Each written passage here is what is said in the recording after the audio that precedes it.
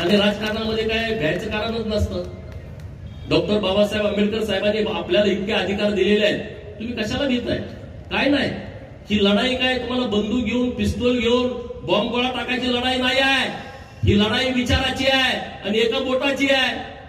EVM वरती बोट पटा तुम्हाला काय करायचं ते करू शकता. तुम्हाला हे तर काय हाणामाऱ्या करायची नाही लढाई. त्यामुळे कुणाला घाबरायचं कारण नाही. आता जिल्ह्यामध्ये एक चांगलं संघटन होण्याची आवश्यकता आहे. कारण 90चे काय टीम होती ती आता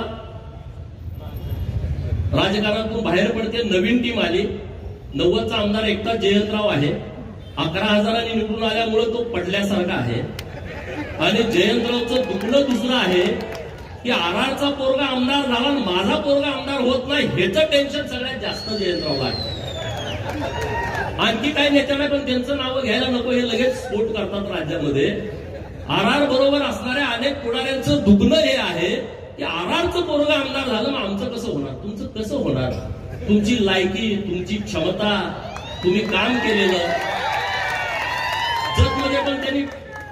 जतमध्ये पण चाचणी केली होती माझ्या अगोदर. त्यांचं जी एजन्सी ते फार हुशार माणूस आहे. एजन्सीचा रिपोर्ट आला नापास. पूर्ण काही जरी केलं तर काही होत नाही. परत त्यांनी हातकलंगले लोकसभेचा सर्वे केला, नापास.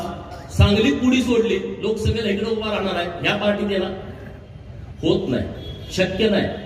सत्ता आणि पैसा या मस्तीवरती राजकारण करायची आता वेळ गेलेली आहे, वेळ संपलेली आहे. सत्ता आणि पैशावरचं जर राजकारण असतं तर हा गोपीचंद आमदार होऊ शकला नसता.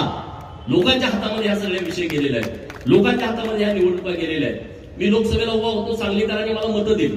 एवढी काही जास्त नाही मतं, पण बऱ्यापैकी दिली. आता सुधीर दादा तेव्हा विरोधात असल्यामुळे मतं कोण देणार आपल्याला? तेव्हा मतं आपल्याला मिळाली नाही. परंतु